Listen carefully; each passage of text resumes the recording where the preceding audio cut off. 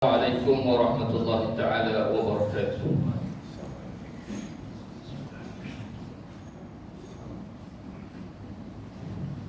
Alhamdulillahil qail ya ayyuhalladzina amanu taqullaha wa qulu qawlan sadida yuslih lakum a'malakum wa yaghfir lakum dhunubakum ومن يطع الله ورسوله فقد فاز فوزا عظيما. أشهد أن لا إله إلا الله وحده لا شريك له وأشهد أن محمدا عبده ورسوله. اللهم صل وسلم على سيدنا محمد وعلى آله وصحبه أجمعين. أما بعد فيا أيها المسلمون اتقوا الله أوصيكم وإياي بتقوى الله فقد فاز المتقون. قال الله تعالى في كتابه العزيز يا أيها الذين آمنوا اتقوا الله حق تقاته ولا تموتن إلا وأنتم مسلمون.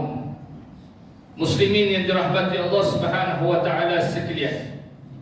Alhamdulillah, pada hari Jumaat penghulu segala hari ini, marilah kita bersama-sama memantapkan dan mengukuhkan ketakwaan kita kepada Allah Subhanahu wa taala dengan sentiasa meneliti segala tindakan seharian kita agar ia sentiasa selari dan bertepatan dengan kehendak Allah Subhanahu wa taala dan Rasul-Nya. Mudah-mudahan kita diberi keberkatan hidup di dunia serta kesenangan maupun kejayaan di akhirat kelak.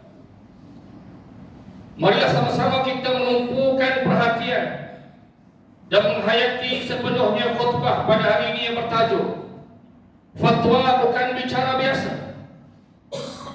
Hadirin yang dikasihi Allah Subhanahu wa taala sekalian, Imam Al-Qarafi di dalam karyanya yang berjudul Al-Furuq menyatakan bahawa fatwa ialah mengkhabarkan sesuatu hukum Allah sama ada pada yang mesti ataupun pada yang harus. Di zaman yang serba moden ini, terdapat umat Islam dalam kalangan masyarakat gemar berkongsi pengalaman, nasihat dan pandangan sama ada melalui pengucapan awam atau di media sosial. Perkongsian yang baik dan bermanfaat sudah tentu dapat memberi input positif dan kebaikan kepada orang lain yang mendengar dan membaca. Namun, sekiranya perkara yang ingin dikongsikan adalah berkaitan pandangan hukum syarak atau fatwa bagi sesuatu perkara yang masih sama dan belum diputus, adalah tidak sepatutnya bagi kita sebagai umat Islam untuk mengeluarkan kenyataan atau fatwa sendiri secara terburu-buru dengan mendahului pihak berotoriti. Lebih parah, jika pandangan yang dikeluarkan itu dilihat mempunyai kepentingan pribadi atau memberi kelebihan kepada kumpulan tertentu tanpa meraihkan masalah kesatuan umat secara keseluruhan. Di negeri Sarawak, fatwa dikeluarkan bukan atas dasar pandangan individu seorang mufti semata-mata. Bahkan ia dibuat secara kesepakatan majoriti ahli jawatan kuasa fatwa negeri Sarawak yang terdiri daripada para alim ulama dan mereka yang pakar dalam bidang masing-masing. Merujuk kepada Eneman Pentadbiran Agama Islam Negeri Selangor 2003, Seksyen 48/2, apabila jawatan kuasa bercadar hendak membuat fatwa, mufti hendaklah memanggil suatu mesyuarat jawatan kuasa fatwa bagi maksud membincangkan fatwa yang dicadangkan itu. Berdasarkan elemen ini, maka fatwa adalah keputusan secara kolektif daripada pandangan para alim ulama dan pakar-pakar bidang tertentu supaya keputusan yang dikeluarkan lebih tepat, seterusnya membawa kebaikan kepada umat Islam dan seluruh rakyat. Fatwa hendaklah membawa kepada kestabilan dan keamanan sebuah negeri atau negara. Fatwa juga perlu bersifat menyelesaikan masalah dan merungkaikan persoalan yang timbul di tengah-tengah masyarakat. Sebaliknya, bukan fatwa sekiranya pandangan yang dibuat oleh golongan yang berkepentingan, ahli politik, pelampau agama, golongan sesat dan orang-orang jahil. Kebiasaannya akan menyebabkan perpecahan, keganasan, kekusutan, serta mencetus kebimbangan kepada masyarakat. Hadirin Jumat yang dikasihi Allah Subhanahu wa taala sekalian.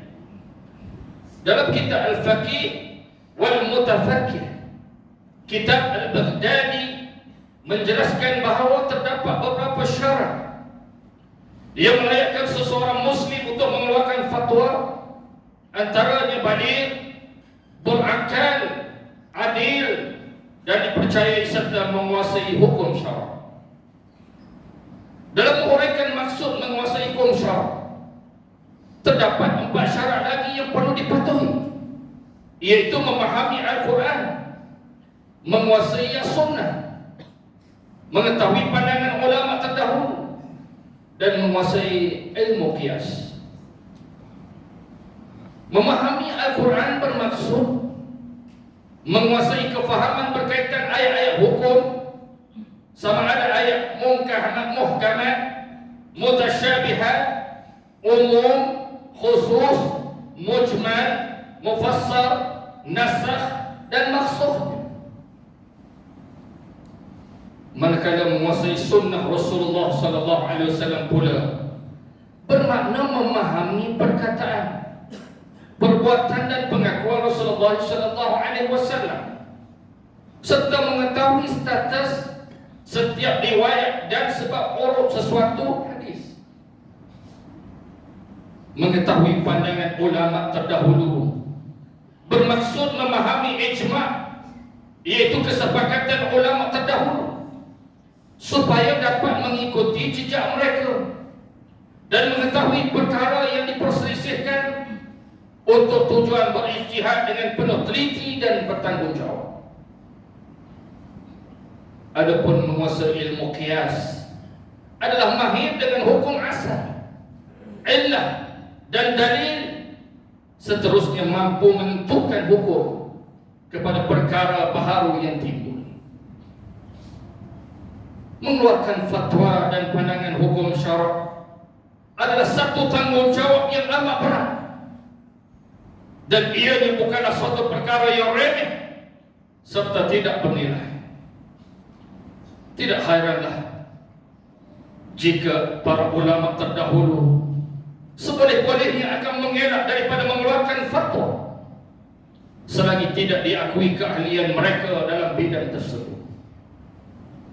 Menerusi kitab Sifatul Mufti wal Mutafatti, Imam Malik bin Anas menyatakan, ma aftaitu hatta sahida li 70 anni ahlun lidzalik.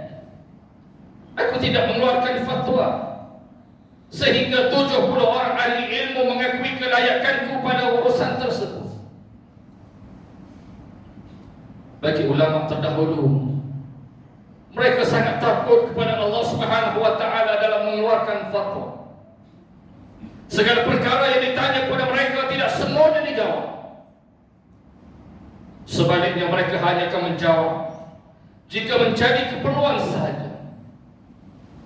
Rasa takut mereka kepada tanggungjawab mengeluarkan fatwa mendahului ketinggian ilmu yang mereka miliki.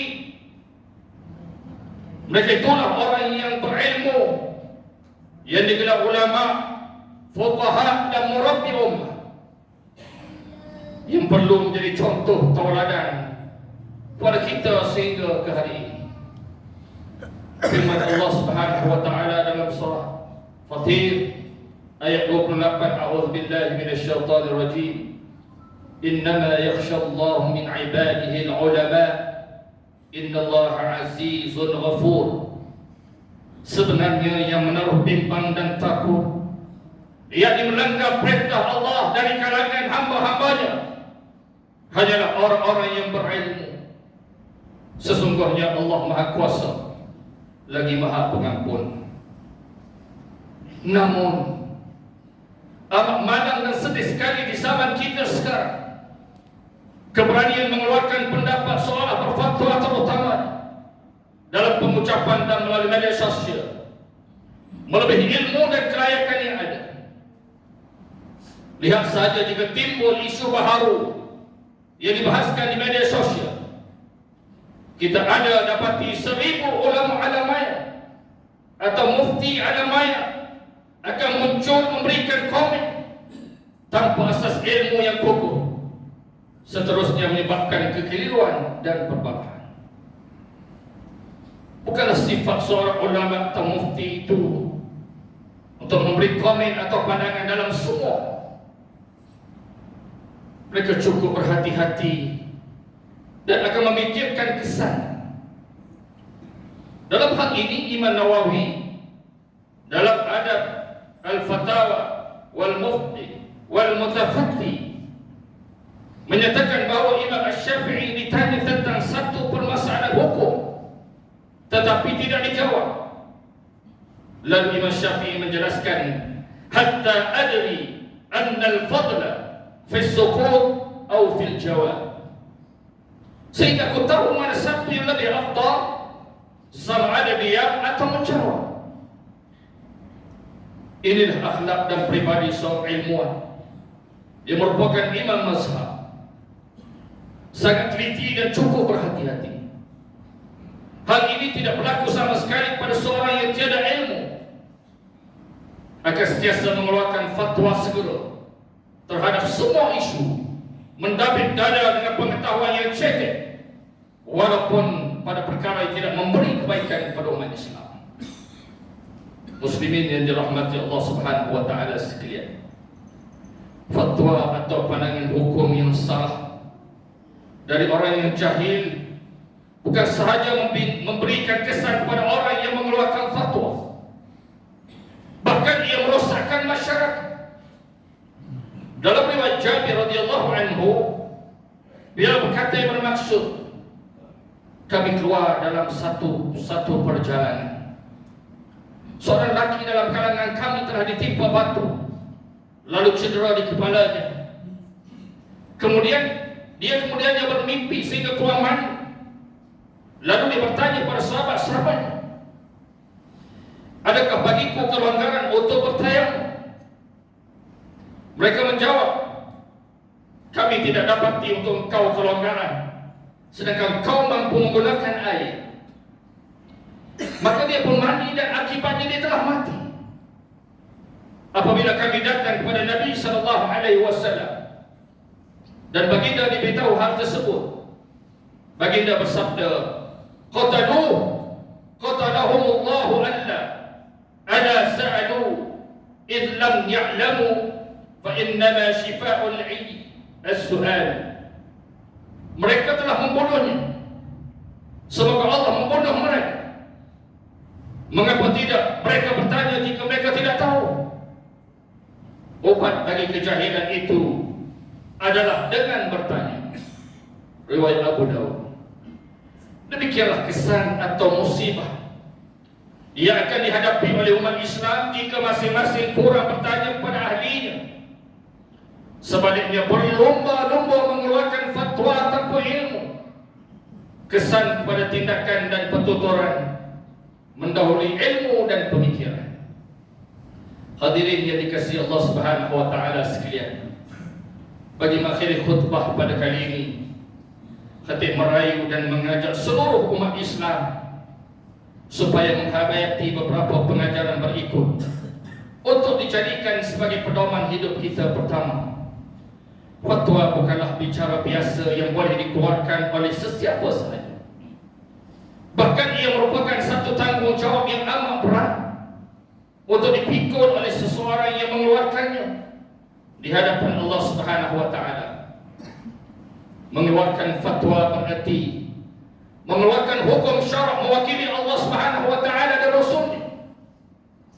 jika tidak memiliki keilmuan dan kebijaksanaan yang tinggi, maka janganlah sesekali berkongsi pandangan dan maklumat berkaitan hukum syarak di tengah masyarakat. Ketiga, tingkatkan ilmu agama dalam diri masing-masing dan mereka yang berada di bawah jagaan kita, kerana dengan ilmu akan menyebabkan kita lebih berhati-hati ketika mengeluarkan sebarang kenyataan dan pandangan, serta dapat menjauhkan kita daripada terpengaruh dengan pandangan yang salah. Ketiga, jika terdapat sebarang keraguan dalam memahami hukum syarak, sila rujuk pada pihak otoriti agama Islam dalam mendapat pandangan, fatwa dan hukum yang tepat. A'udzubillahi minasyaitonirrajim. Wa la taqfu ma laysa laka bihi 'ilm. Inna as-sam'a wal basara wal fu'ad kullu ulaika kana 'anhu mas'ul. Dan janganlah engkau menyatakan perkara yang engkau tidak mempunyai pengetahuan mengenainya. Sesungguhnya pendengaran dan penglihatan serta hati semua anggota-anggota kita tetap akan ditanya tentang apa yang dilakukannya. Al-Isra ayat 36. Barakallahu li wa lakum bil Qur'anil Hakim wa nafa'ani wa iyyakum bima fihi min al-ayati waz-zikril hakim wa taqabbala minni wa minkum tilawatahu innahu huwas sami'ul 'alim. Aqulu qawli hadha wa astaghfirullaha al-'azim li wa lakum wa lisa'iril muslimina wal muslimat fastaghfiruhu innahu huwal ghafurur rahim.